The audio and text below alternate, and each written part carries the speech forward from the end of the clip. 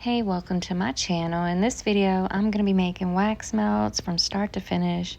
If you've never made wax melts before, you're in the right place. This is going to be the video for you. I just was making them today and I thought, why not bring YouTube along, show how I make my wax melts. 'Cause I know there's somebody out there who doesn't know how to make them and probably wants to learn.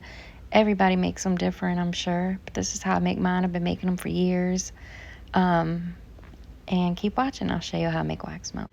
Alright, so the first thing you're going to want to do is get your wax. This wax right here, I get it on Amazon. I've used it off and on for years. It works great. I've never had any issues with it at all.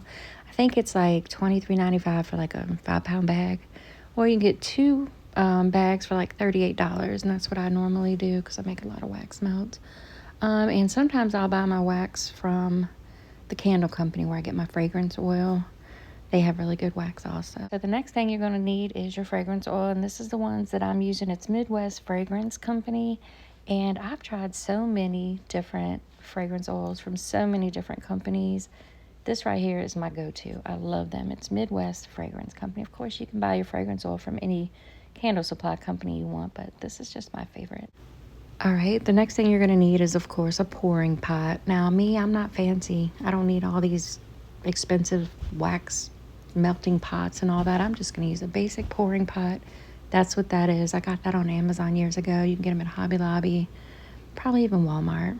And that's what I'm going to use to melt my wax. All right, so to color our wax, we're going to need a candle dye. So I use this one right here. This one's been really good for me. There's so many on there. They also have the little chips you can use, but I just like these little liquid dyes. They work fine. The next thing you're going to need is a scale. It can be a kitchen scale, shipping scale, some kind of little scale, so you can measure out your wax and your fragrance. And that little cup, I just pour my oil into it. I don't measure with it. It's just something I use to pour my fragrance oil. And then something to stir your wax. You can use a digital thermometer. I'm using a digital laser thermometer for mine. And that's just gonna give you your temperature when you melt your wax. I store my wax in a container with a lid, and I just use a measuring cup just to scoop it out and throw it in my pouring pot. All right, so now that we got all that out of the way, let's make some wax melts. I've got my pot sitting on top of my scale, and I'm gonna pour in 1 pound of wax. So we're gonna dump 1 pound of wax in there. So we're just gonna pour it till we're at 1 pound. So it's gonna be 1 pound. All right, so we have 1 pound of wax. I'm gonna let that melt, stirring it occasionally. I'm gonna get it down. It's probably gonna be about 170, 175. I'm gonna get it cooled down to about 165, and that's when I'm gonna pour my fragrance oil.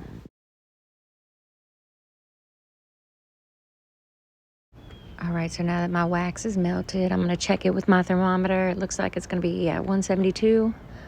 I'm gonna let that sit there till it's on 165. Then I'm gonna put my fragrance oil in that wax. All right, so we're gonna sit our little cup, any kind of cup. It don't have to be a little measuring cup. That's just what I'm using. I'm not measuring with it, but I'm just gonna pour my fragrance oil in there. I'm gonna do 1.6 ounce of fragrance oil. So 1.6 ounce of the fragrance oil. All right, so once you pour that fragrance oil in there, you are gonna stir it. Just keep on stirring. It's aggravating. Nobody wants to stand there for 2 minutes, but stand there for a whole 2 minutes and make sure you stir it. That's gonna combine your wax and your fragrance. It's really important that you do that.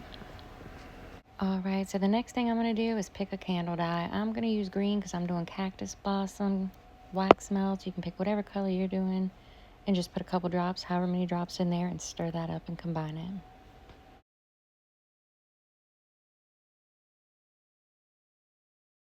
All right, and the last thing we want to do is, after we've combined all that, pour our wax. So make sure your wax temperature is at like 145, 150, and then you're going to pour it into your clamshells.